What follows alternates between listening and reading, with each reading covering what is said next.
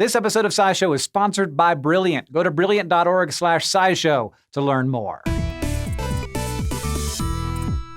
This video was filmed on March 3rd, 2020. If we have a more up-to-date version of it, it will be linked at the top of the description and also right up there. So let's start with some terminology. SARS-CoV-2 is a virus. Specifically, it's a new kind of coronavirus that appeared suddenly in late 2019 in the city of Wuhan, China. Coronaviruses are common. You have likely had a coronavirus lots of times. It's one of the kinds of viruses that causes the common cold. But they can also cause SARS and MERS, two diseases that have very high case mortality rates. They're very dangerous. And the disease that SARS-CoV-2 causes has been named COVID-19, short for Coronavirus Disease 2019. This disease spread very quickly in China at first, but new cases there are slowing, and now the majority of new cases are outside China. This raises the question, do we have a pandemic on our hands? And the answer is yes,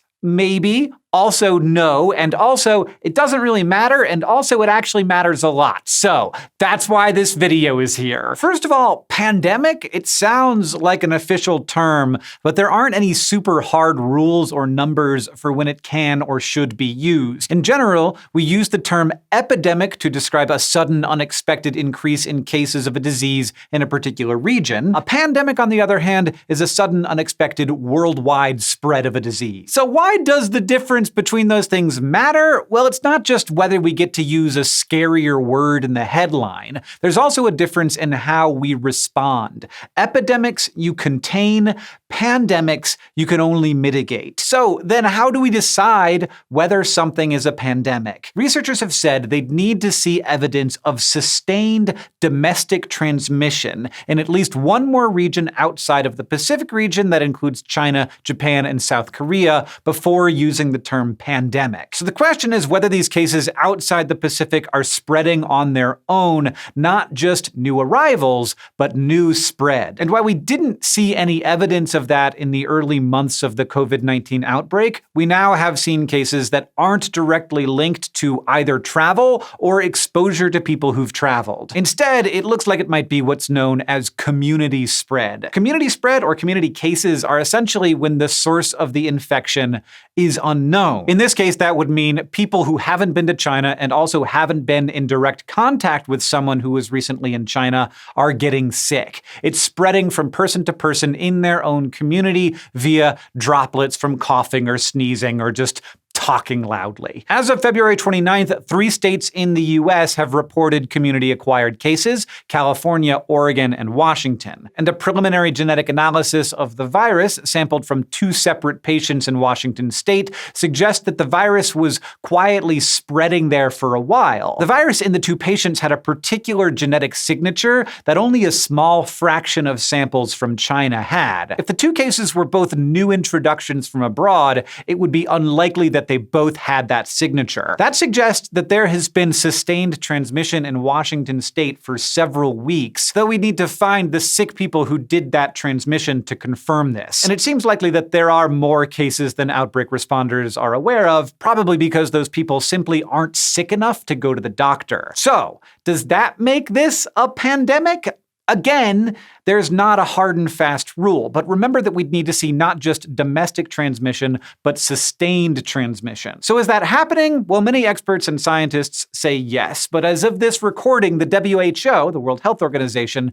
has chosen not to use the word pandemic. And it so happens that the WHO is having meetings between when we're filming this and when you're seeing it. And they're the ones who get to say, although even if they say it, it's not a formal term, just their assessment of things. The formal use of the word pandemic was actually retired in 2009. If they decide at those meetings that they've seen what they're looking for, they may switch from their current policy of trying to contain the disease to naming it a pandemic and switching to a strategy of mitigating the effects. They're looking for sustained community-acquired transmission. That is, many, many cases where no one knows how someone got sick. Now, this might seem like splitting hairs, but there are reasons why they might be shy about making this call. No one responds to news like there's a pandemic lightly, and they get that. As for why we ended up in this situation in the first place, we do have some ideas about why COVID-19 has been able to spread. As we mentioned, it's spread from person to person in droplets when a sick person coughs or sneezes. It's also been suggested that a number of cases are being spread by folks without any symptoms at all. That's called asymptomatic transmission. But on Tuesday, the WHO said that at least in China, only 1% of reported cases had no symptoms, and most of those developed symptoms within days. So it looks like asymptomatic transmission is really rare, and that's unlikely to be the main driver of new cases, which is very good news. Pandemic or no pandemic, it's important to remember that this designation has nothing to do with how deadly a disease is. The term only describes where the disease is spreading. It doesn't tell you anything else. And we are not really sure what the mortality rate of COVID-19 is. It's changing so fast, it's hard to even pick a number to cite. For one thing, it's been different so far in China than in the rest of the world, and different in some parts of China than other parts of China. For another thing, the actual rate might be much lower since mild cases may very well be going unrecognized. You may have heard a figure of around 2% cited in the news, and that's backed up by the published literature so far, but it's probably not going to be the number we have when the dust settles,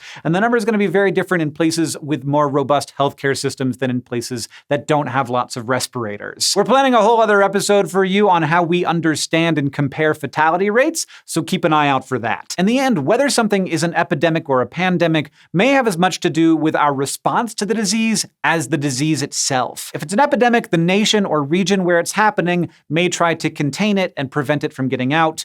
But with a pandemic, the focus may be more on mitigation efforts, like surveillance, treatment, and protecting vulnerable populations. They may also focus on slowing the spread of the disease through what's called social distancing. Things like dismissing school or postponing mass gatherings rather than just trying to keep it out of a community. And there are also things we as individuals can do to help prevent the spread of the disease. People should be aware of the symptoms of this disease, which include fever, dry cough, and tiredness. Those are the main COVID-specific things to watch out for. People might also get aches and pains, a sore throat, a runny or congested nose, and I realize that now I'm listing just the symptoms of a cold or flu. That's why it's really important to contact your doctor if you start having any difficulty breathing, which is more indicative of this disease. And when I say contact a doctor, I mean call them.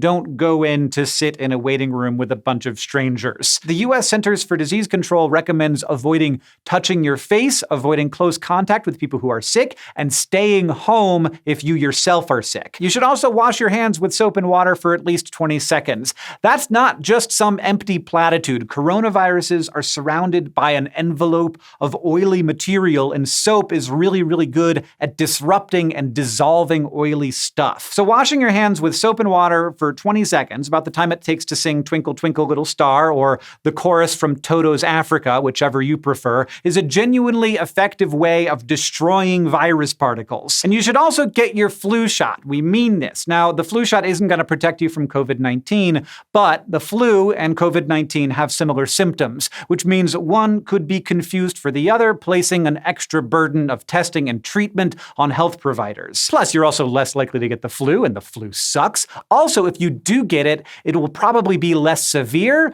meaning you are less likely to need treatment from a potentially overworked healthcare system. They also want people to stop buying face masks. Surgical masks are good at keeping your stuff in, not necessarily at keeping the world out. So unless you are a healthcare worker or already sick, or you're in a specific situation where your doctor has recommended a mask, they will not do much, and we should leave them for the people who need them. In some, it's understandable that the word pandemic is being thrown around right now, whether COVID-19 is one by definition or assignation by the WHO or not. And it's okay to be concerned. After all, events like this are uncertain, and we can give you some facts here on SciShow, but we can't eliminate that uncertainty. There are many people who have been affected, families who have lost loved ones, and we should keep them in our hearts. But when you see this whole story from 1,000 feet up, it's relatively mild compared to what we'd feared. There are clear things that we all can do to reduce the risk of transmission, both for our own benefit and for those around us. And there are a lot of smart people out there working really hard to make this better. Thanks for watching this episode of SciShow News. We really hope it's helped you understand a complex and rapidly changing situation. And it's been brought to you in part by Brilliant.org. They want to help us get smarter day by day, and for that, they have their daily challenges. From statistics to electricity to computer science, these questions will give you a new way to challenge yourself every day and learn how we understand the world around us. Each problem comes with illustrations, animations, or interactive visualizations, and all the context you need to solve the problem yourself. What's more, you can access each day's challenges for free, though premium members get access to the entire archive. And the first 200 people to sign up at Brilliant.org/SciShow will get 20% off an annual premium subscription. Just remember, by checking them out, you're also helping support us so we can make videos like this. So thanks.